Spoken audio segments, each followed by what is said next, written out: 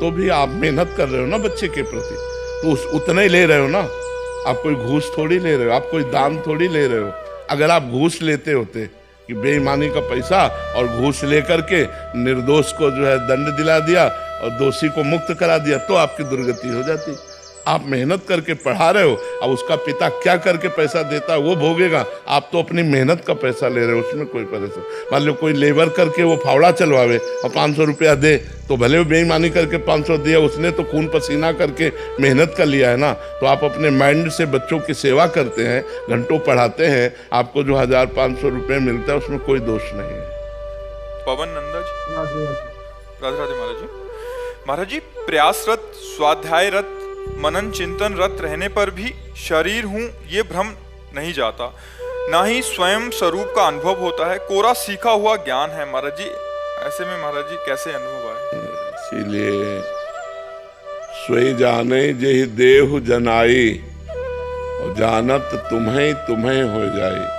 भगवान जिसे आत्मस्वरूप का ज्ञान प्रदान करते हैं उसी को बोध होता है। वेदांत पढ़ लेना, शास्त्रों का प्रवचन कर लेना सरल है, लेकिन आत्मस्वरूप का बोध होना कठिन है। इसीलिए भगवान का भजन करो। सिद्ध होने पर भी सनकादि निरंतर हरिशरणम हरिशरणम हरिशरणम जपते रहते हैं। तो भगवान का नाम जप करो, उससे जो ज्ञान होगा वो अनुभव कराएगा। अनुभव गम्य भजें जय संता, जो अनुभव जिनको हो गया है वो भी भगवान का भजन करते हैं, और जिनको अनुभव करना है उनको भगवान का भजन करना ही पड़ेगा। बिना भगवान के भजन के ब्रह्मबोध नहीं हो सकता। आप वेदांत पढ़ लो, लेकिन बिना भजन के बोध नहीं होगा। भगवान ही बोध कराते हैं। सोई जाने जेहि देहु जनाई, जानत तुम्हें तुम्हें हो जाए। वही जानता है जिसे आप जना देते हो, और जो आपको जान जाता है वो आप में हो जाता है। ब्रह्मविद ब्रह्मैव भवति, जो ब्रह्म को जान लेता है वो ब्रह्म स्वरूप हो जाता है। तो केवल पढ़ने से या सुनने से, नायमात्मा प्रवचने न लभ्या न मेधया न बहुना श्रुतेन। बहुत बुद्धिमान हो, बहुत प्रवचन कर लेता, बहुत प्रवचन सुन लेता, इससे आत्मबोध नहीं होता। डट के भजन करो, आत्मबोध हो जाएगा, शरीर राग नष्ट हो जाएगा। बारी मथे घृत होए बरु, सिकता तेल बिनु हरि भजन न भवतरी, या सिद्धांत पेल।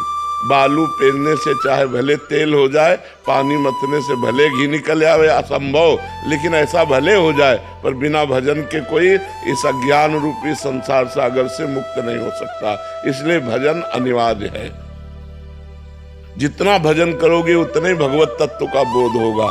भगवत तत्व का बोध बिना भजन के नहीं होता है। इसीलिए देखो, बोध प्राप्त जितने संत महापुरुष हैं सब भगवान के भजन में लगे हुए हैं। नहीं, बोध प्राप्ति के बाद कोई कार्य तो नहीं रह जाता, पर फिर भी वो भगवान की लीला कथा सुनते हैं, भगवान की लीला कथा कहते हैं, भगवान के चिंतन में रहते हैं, तभी वो वास्तविक ब्रह्मबोध माना जाता है।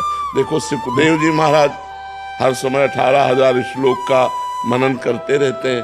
भगवान शंकर जी कोई न कोई कथा वार्ता चलती रहती है, भगवान के चिंतन में रहते हैं।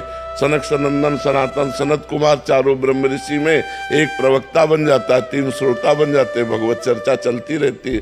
तो भगवान की लीला कथा सुनना, भगवान का नाम जप करना, इसी से ब्रह्मबोध होता है। बिना भगवान के चरणों का आश्रय लिए कोई अहम ब्रह्मास्मि का अनुभव नहीं कर सकता। डॉक्टर स्वातिका पूना से। श्री हरिवंश गुरुदेव भगवान। महाराज जी, मैं आपकी शरणागत हूँ। मैंने सत्संग में सुना है कि गुरु के चरणों में पूर्ण समर्पण कर देना होता है। पूर्ण समर्पण का सटीक तरीका क्या है? पूर्ण समर्पण हुआ तो है, इसकी देखो, सबसे बड़ी इसकी कसौटी है कि हमारा मन भगवान को नहीं भूलेगा।